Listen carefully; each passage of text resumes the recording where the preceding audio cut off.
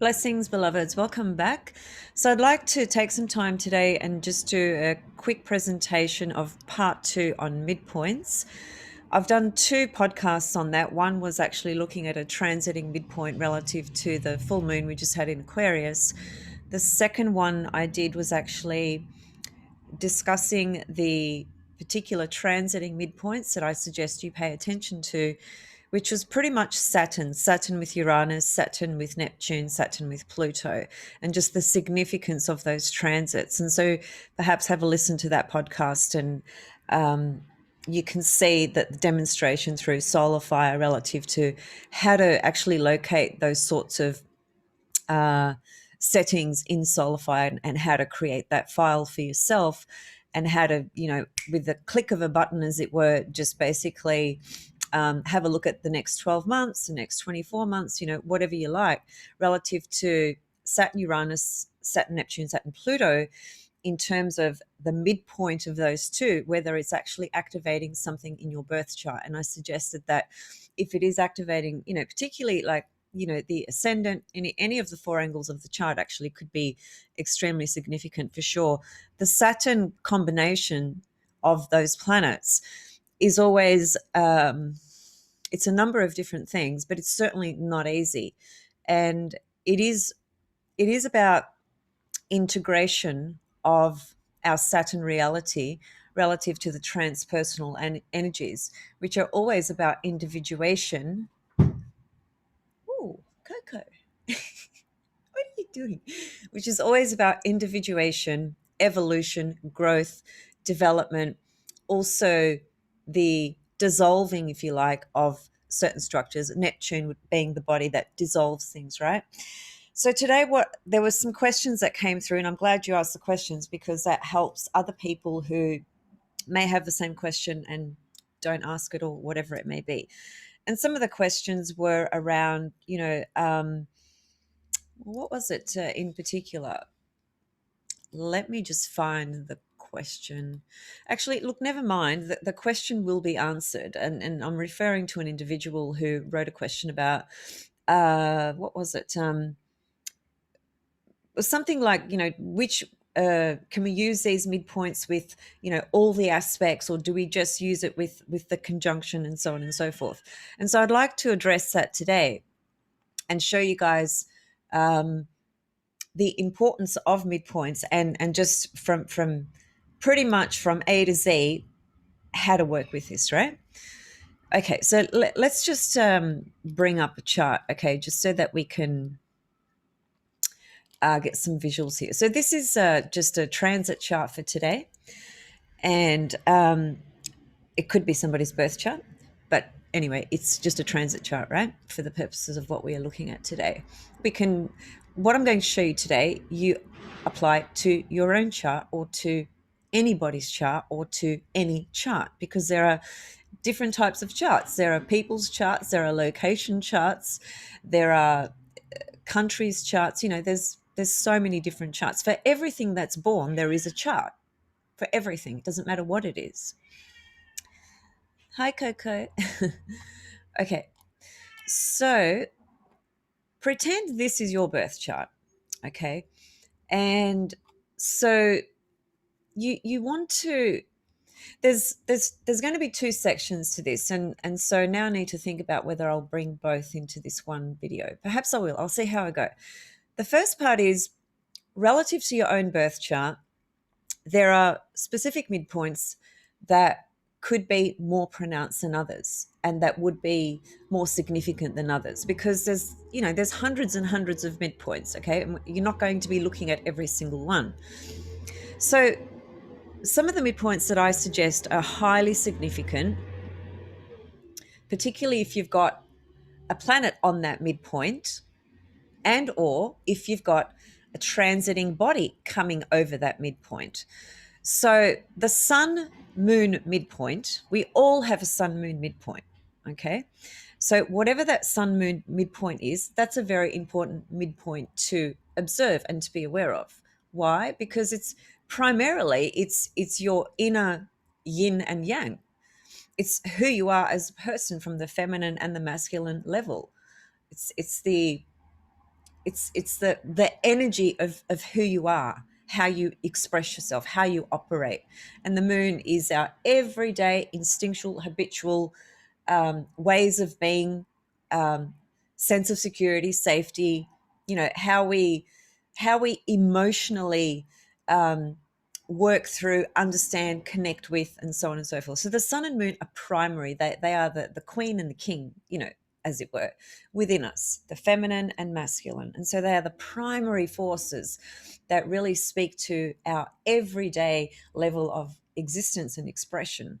So you want to see, like, for example, if you had at your sun moon midpoint Pluto in this in the middle of those, that's what it would mean if you had the sun and the moon and you had Pluto at that midpoint. Then regardless of what sign your sun and moon are in, which of course that is extremely important, but the blending of the sun and the moon and the way you operate through the sun and the moon is going to be heavily defined by Pluto, by Pluto's energy and presence, because it's right at the midpoint of your sun and moon. And then, we can take it further. It's going to describe family, father, mother, family dynamics, etc., etc. There's lots of layers to this, but just a couple of things. Sun, moon, midpoint. I would also look at Mars, Venus midpoint. I'd also look at Saturn, Mars midpoints. I'd also look at Mercury with some other planets and midpoints that might be happening there. Certainly all the personal planets. You can look at various combinations. And one of the really powerful midpoints is what's called the ascendant midheaven midpoint, which sits usually in the 11th house somewhere. And you might have a planet in the 11th house, and visually looking at it, because it's sort of sitting in the center of the 11th house, you think to yourself, okay, well, that's kind of in the midway between the ascendant and the midheaven, so that must be the planet for me that's on the midpoint. And so don't automatically make that assumption. If you've got solar fire or other programs that possibly have these features as well, I can't speak on other programs because I don't have them. I can only speak about solar fire. So with solar fire, pretend this is your birth chart and you want to see, is there a midpoint between my ascendant and midheaven? What is the midpoint between the sun and my moon? And so forth. So what you would do is you would go into the right-hand side. You could see all these tabs. There's a tab called Reports. You would go to that. Now, it's brought it up onto my other screen, so let me just bring it over. Immediately, it will open up this window for you. And there's tons of options in here of different things, and you need to explore them all. It's just what you do when you've got this program. However, for today, what we want to do is we want to go and highlight what's called midpoint listing.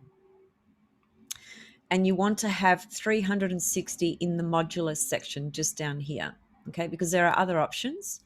We don't want those other options. We want 360. That simply means that every single midpoint within the 360 degree circle will be highlighted, okay, in this window.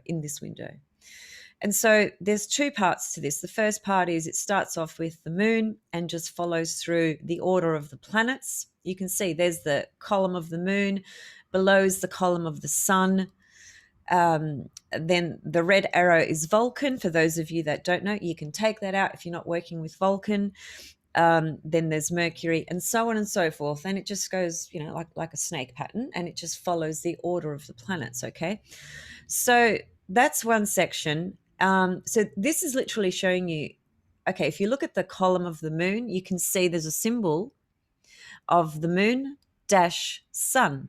That's actually telling you that the midpoint between the sun and moon in this chart that we are looking at here sits at 14 degrees of Gemini.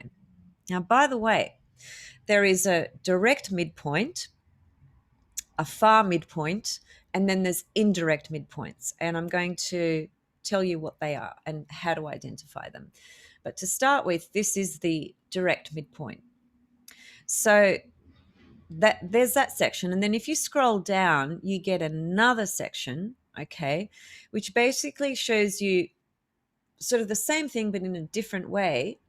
in the second section over here, what you are looking at is midpoints relative to the actual signs in order and the degrees.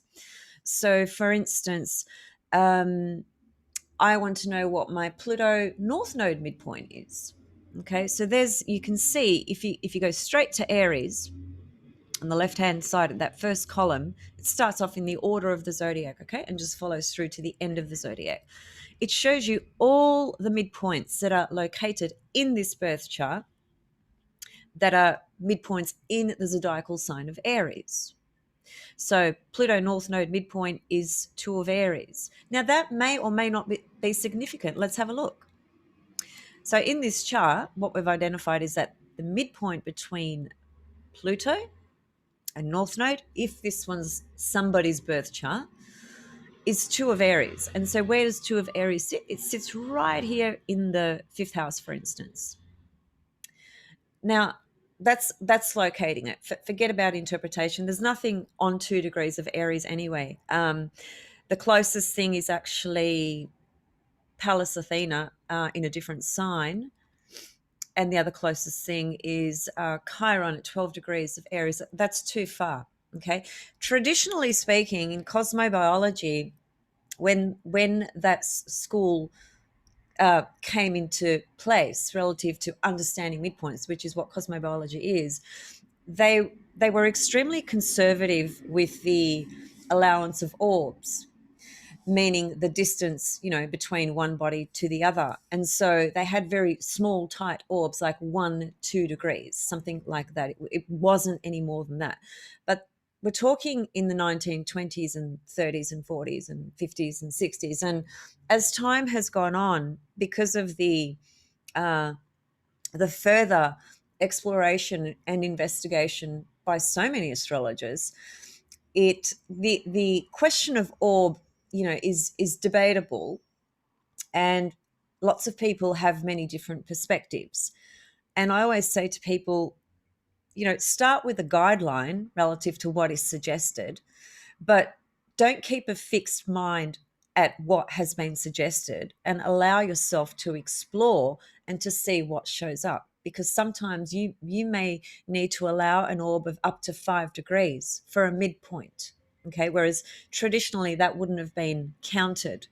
But when you see chart after chart after chart, and there's a specific midpoint that has a 5-degree orb, and that particular story adds up relative to the person's life about that midpoint, well, then you can't deny it. You need to pay attention to that, and not just sort of have in your mind, well, the suggestion was 2 degrees, so if anything's past 2 degrees, I'm not going to consider it. And that's an error. We need to be flexible and fluid with our mind, even in astrology. So, okay. So as I was saying, the midpoint, giving an example here between Pluto and the North Node, is at 2 degrees of Aries. So that what does that mean? Okay, that means that if we were to count from 25 Capricorn, which is where Pluto is, to 8 degrees of Gemini, which is where the North Node is, the degrees from 8 Gemini to get to 25 Pluto, there's lots of degrees in between, but we want to know what is the midpoint between these two bodies. And so that list that I showed you identified for us like that. The midpoint between North Node and Pluto is 2 of Aries.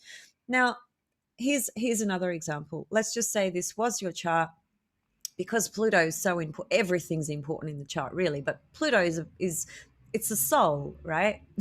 it's your pathway to evolution and becoming. And the North Node is assisting that journey of evolution. The North Node is the integrative process of how we become more aware and more aligned with what our soul has intended.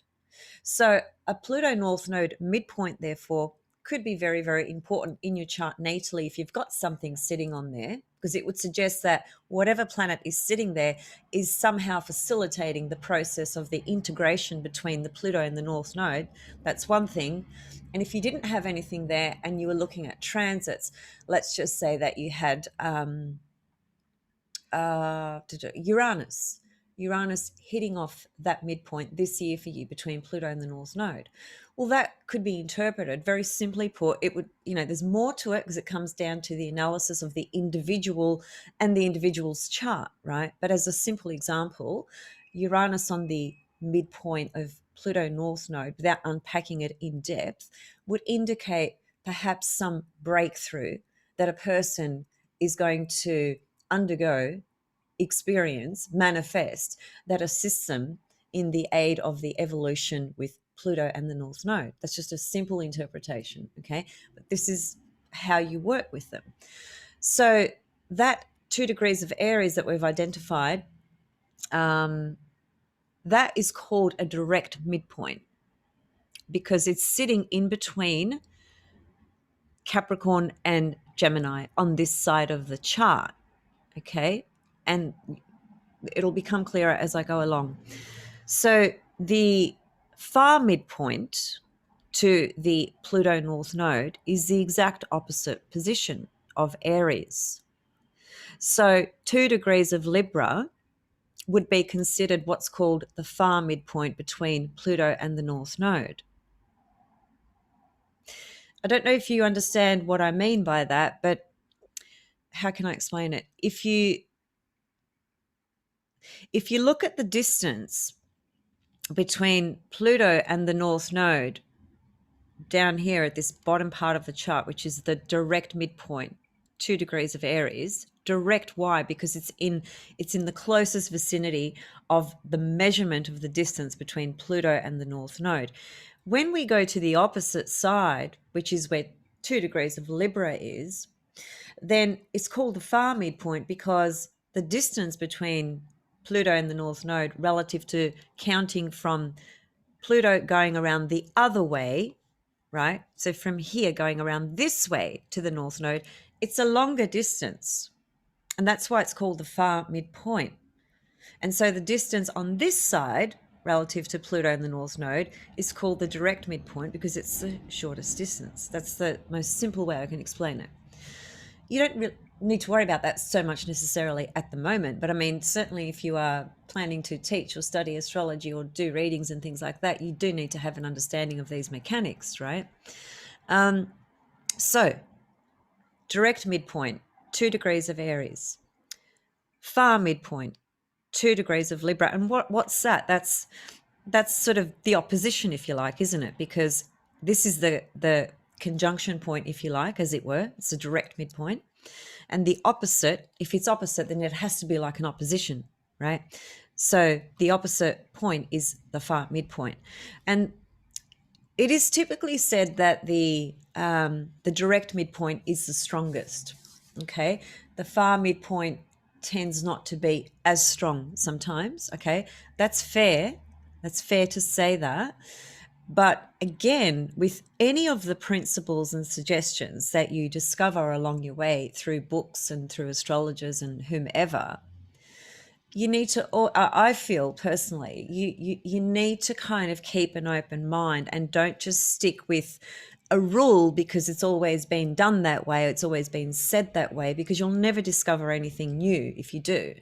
So it's really important to observe, correlate, and assess. And that just comes with practice over time, over chart after over many different charts of observing. Okay, so you've got the direct midpoint, the far midpoint, and then we would need to look at, for example, what's called the indirect midpoints. Now, remember I said before, there's a direct midpoint, a far midpoint, and indirect midpoint. So far we've looked at direct, far midpoint, and now I'm going to show you indirect midpoint. And so what determines or distinguishes the indirect midpoint is the aspect that is called a square. So, for example, 2 degrees of Aries is our direct midpoint. That's what we've started with. So it's very simple. What squares Aries is all you need to think about. So we know that Cancer is square to Aries, okay? The distance from Aries to Cancer, that zodiacal difference is termed a square, okay, 90 degrees. If we go to the other side, it's the same thing. Aries to Capricorn is 90 degrees, it's a square. So these 2 points here, Capricorn and Cancer, would be called the indirect midpoints. And they too can be very powerful at times, particularly in rectification with primary directions and things of that nature. Indirect midpoints can actually be extremely useful, extremely powerful, and literal in what they describe. Okay. So there you have it. You have your direct midpoint, your far midpoint, and your indirect midpoints. Okay. So you can see immediately through your eyes when you look at this, you can see that the indirect midpoints, which are at 2 of Capricorn and 2 of Cancer, there's nothing there. There's no planets there. That's the first thing we notice. So in terms of this person's birth chart, if it was their birth chart, right? So, that's really neither here nor there because there's nothing going on there, right? It might very well be, though, that you have a particular transit, such as Saturn, forming, let's say, a conjunction to this Cancer point or to this Capricorn point. That could be an activation, okay, for the Pluto North Node via what would be called an indirect midpoint. It's getting a little bit complicated now. I know for some people it's a bit much to get your head around this. So I won't explore that further for now, but as long as you understand the basic premise that there's a direct midpoint, there's a far midpoint, and then there's indirect midpoints, and they're all valid, they're all useful, and it's just a question of experimenting and exploring with enough charts to actually start to recognize when to pay attention to what and when to disregard what. Because not every indirect midpoint is going to be important every time it gets hit off. So so that's just something that you need to explore with. On the other hand, as I was saying in the previous podcast, so let's just say that, okay, let me just animate this and then I can give a direct sort of visual example. Okay. So pretend this was your birth chart or somebody else's chart. Oops. So why is it jumping so much? Okay.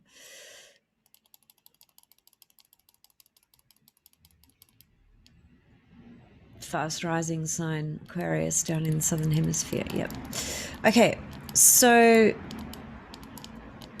imagine that this was your chart and you had 3 degrees of Aquarius as your ascendant, or even 2 degrees for that matter. Now, I need to add this to my calculated list in order to be able to use the functions again. So here it is. Pretend that you've got 3 degrees Aquarius ascendant, and I mentioned this in the last podcast. Look at Pluto and Saturn.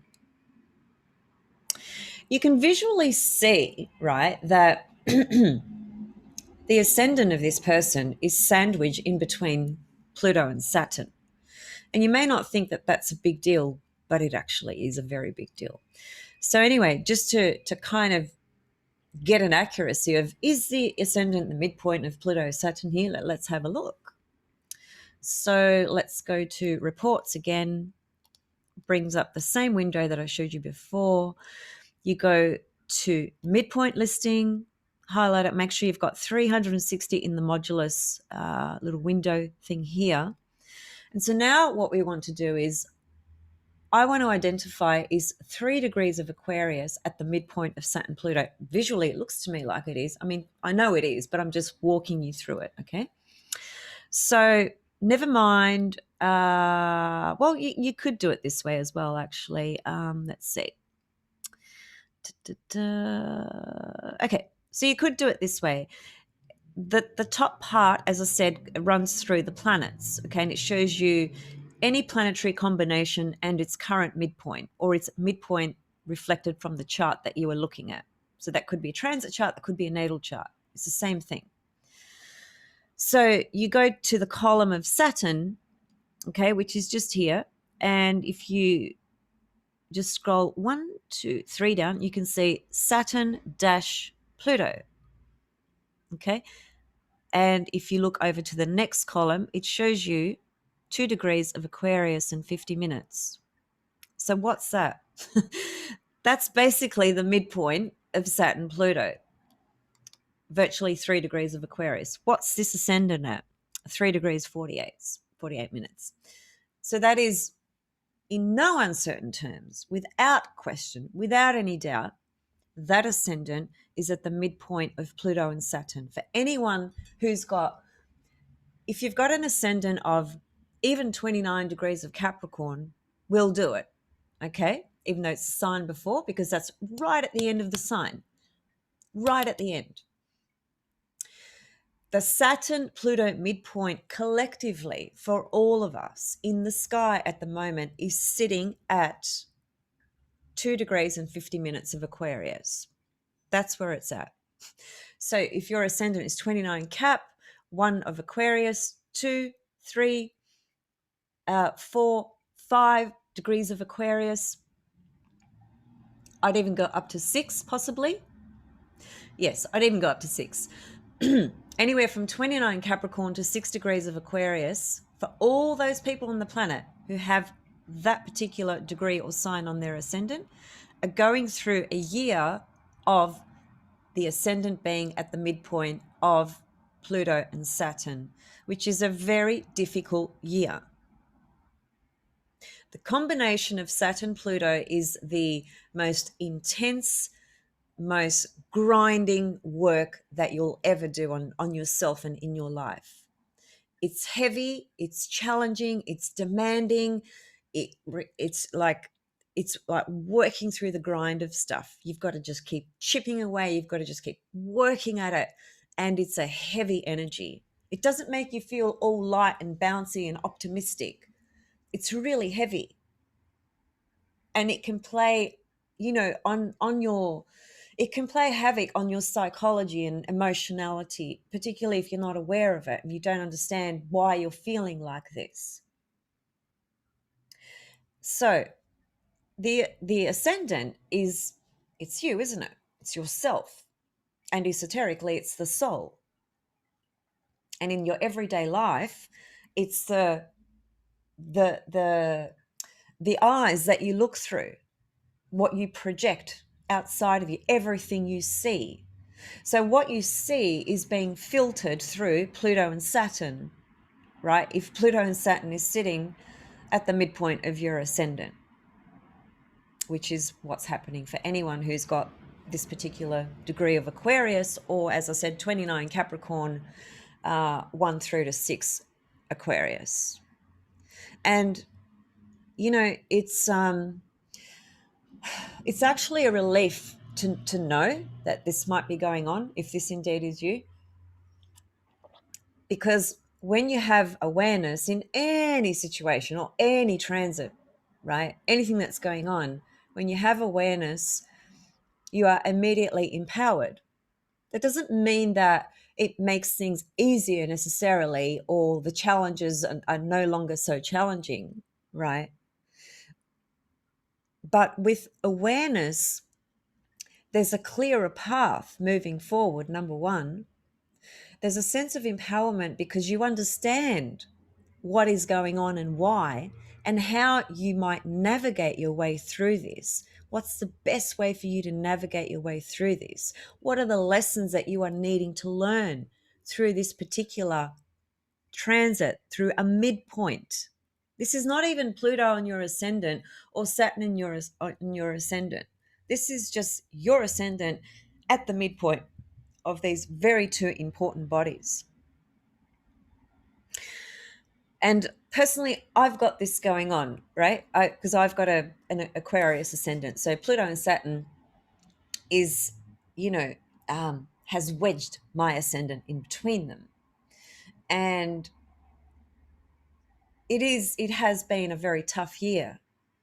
It really has. And I know collectively it is tough for everyone at the moment.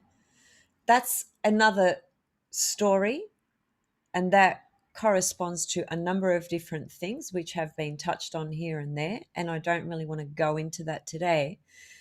We must also understand that regardless of what is going on out there, because this could be going on pre-pandemic or scamdemic, as I prefer to call it. Um, and, say what you will about that, doesn't bother me.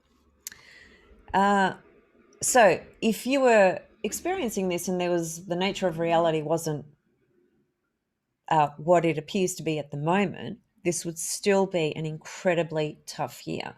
But, put the picture of reality into a transit like this, which the ascendant it hits us, whatever goes over the ascendant or incorporates the ascendant, it hits us extremely personally. It's a direct personal experience. It's not projected out there, it's what we feel, what we embody, whether we are aware of it or not. It's a very direct personal experience, period. So, if this was happening a couple of years ago, before all this stuff began, it would still be a very challenging time in your life. Challenging doesn't mean bad. It doesn't mean good or bad. Those words are far too simplistic to describe our personal journey of development and evolution. If we remain at the level of this is good, this is bad, we're just always going to be at that level, of well, I really like this part of life, but this part of life's really shit. It's really, I don't like it.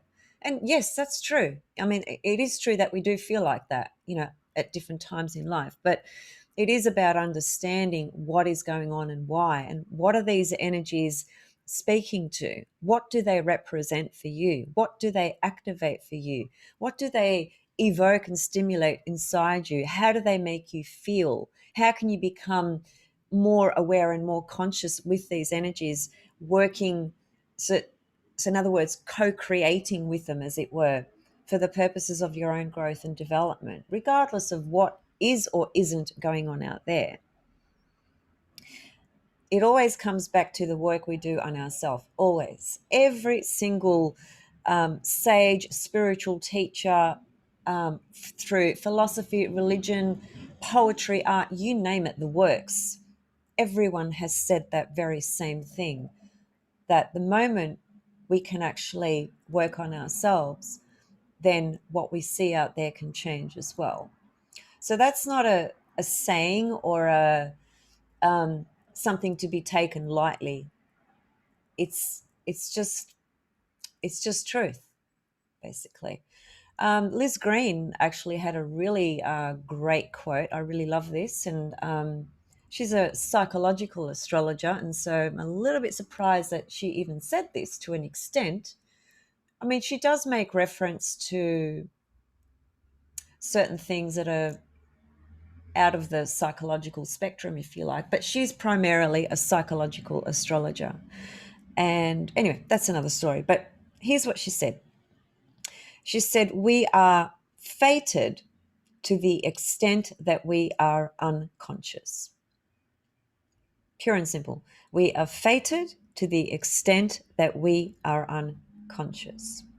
And so Carl Jung, the wonderful astrologer, psychologist, psychiatrist, whatever you want to call him, who has brought an abundance of wisdom in our understanding of astrology.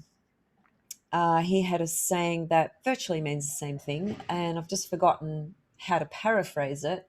It's just escaped my mind, but it basically points to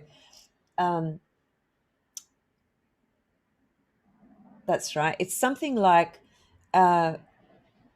whatever is unconscious within us will be projected outside of ourself, and we will call it fate. And it's exactly the same thing that Liz Green said. And I dare say Liz Green has just kind of reframed what he said, because he was around way before Liz Green was. But the point is that this message keeps coming through over and over again. And so when you are aware of these sorts of things being activated and triggered and so on and so forth, the magic in that is the awareness you can bring in, which creates a sense of self-empowerment, even through the darkest of times and even through the most difficult circumstances, because there's there's a meaning comes through what is actually taking place. It's one thing to suffer through a particular experience or situation and to have no understanding and no awareness and no real reason for it, other than just identifying with, well, it's just bad luck. This is just shit and it's bad luck and that's life, kind of thing. You can have that kind of perspective, or one could have the victim perspective, right? Or you can have an insight with awareness that gives you some kind of meaning to the suffering or the journey that you are undergoing. And that within itself is somewhat of a remedy, and is certainly a sense of purpose to help you work through it and, you know, see the light at the end of the tunnel, as it were. Purpose is so important. Meaning is so important. That's all ninth house Sagittarius Jupiter expressions. That's what Sag does. It gives us the bigger view, bigger picture. There's meaning, there's purpose to what is going on. The opposite, of course, of that would be to remain on the Gemini polarity and just be lost within an abundance of information that doesn't lock into anywhere necessarily. So there are great benefits of working with midpoints, both in your natal chart and transiting midpoints. And there's just a lot to be gained from observing this. So I hope this was helpful for you guys. Is there anything else I needed to add? Let me think. No, that's pretty much it. So I will be back with well, we've got a new moon coming up in Leo, which is, I think, going to be absolutely huge. Absolutely huge. And it's going to be squaring Uranus, actually, which is amazing, amazing, because it all happens pretty much at the Lion's Gate. I think the same day or the subsequent day is when that new moon happens, right? So I'll come back and talk about that, because I think that's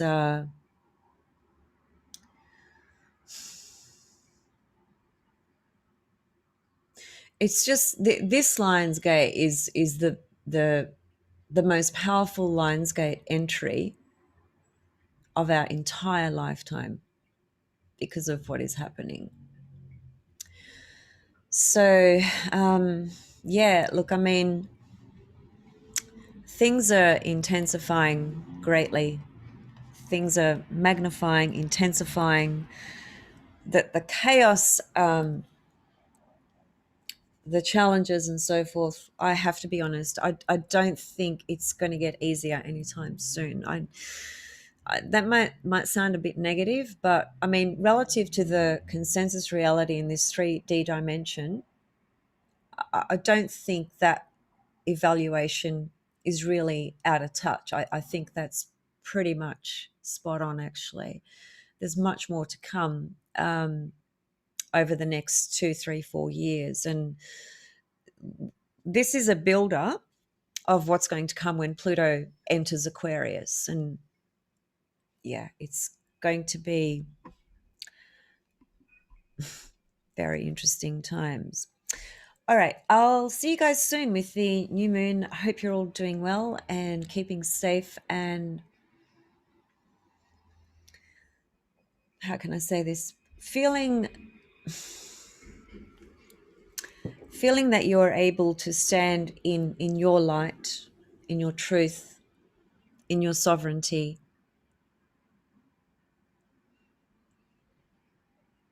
And trusting that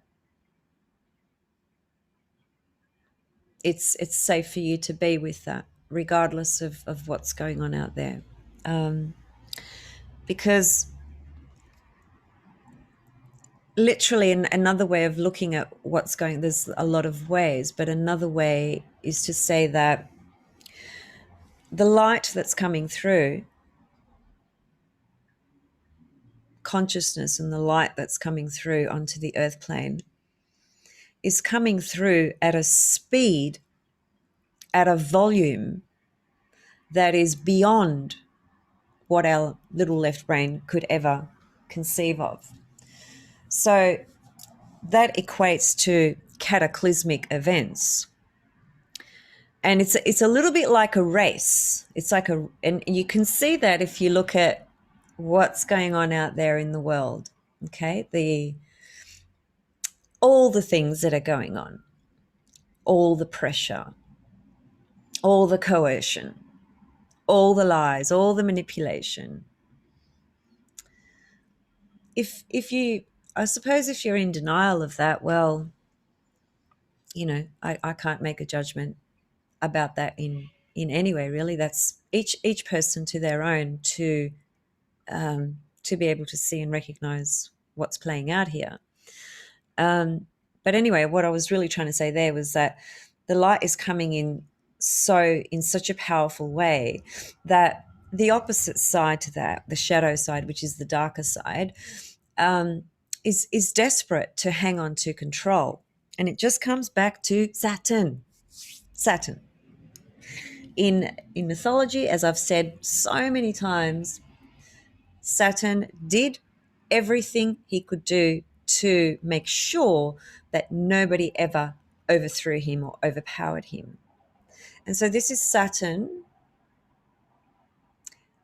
controlling everything. It's the same psychological fear. So it's going to play out and nobody can stop it. And all we can do is evolve through it and make the best possible choices based on truth.